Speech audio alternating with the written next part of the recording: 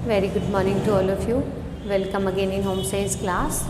जो previous class में हमने विभिन्न प्रकार की बुनाइयाँ करी थी, बुनाइयों के प्रकार कितने हैं और सादी बुनाई के बारे में पढ़ा था।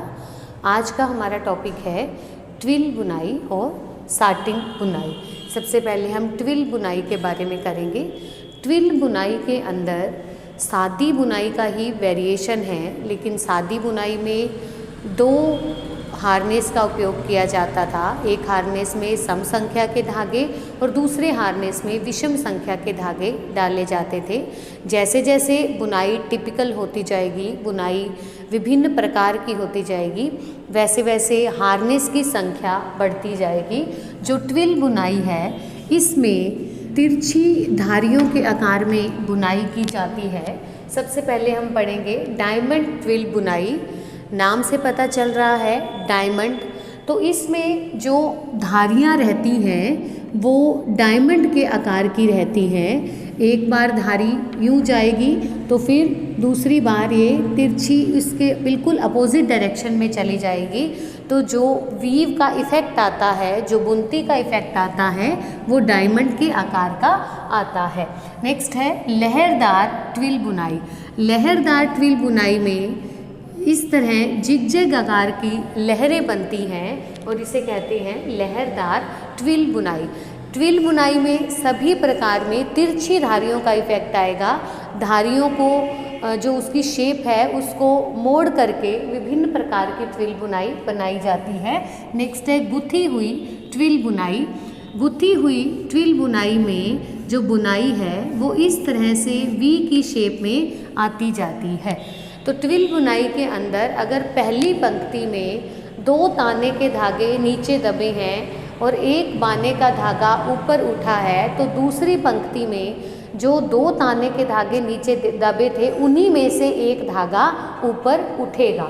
मतलब जो शेप रहती है बुनाई की वो इस तरह से रहती है कि ये ताने के धागे हैं।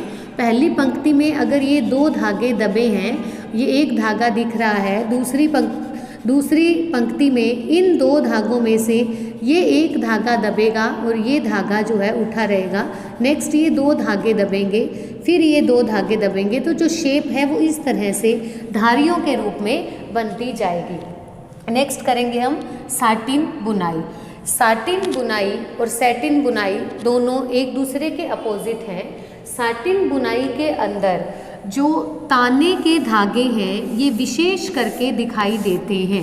ताने के धागे हैं ये ज़्यादा दिखाई देंगे और बाने के धागे कम दिखाई देते हैं। तो जो बाने का धागा है वो ताने के 3 या 4 धागों के नीचे से जाता है और यही धागे ऊपर दिखाई देते हैं और एक धागे के ऊपर से जाएगा। पुनः ये 3 या 4 धागों के नीचे से जाता है और एक धागे के ऊपर से जाएगा।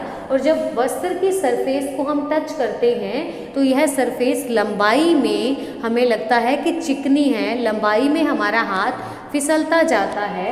इस बुनाई के अंदर मुख्य रूप से ताने के धागे दिखते हैं और बाने के धागे छिप जाते हैं क्योंकि वो नीचे से होकर गुजरते हैं।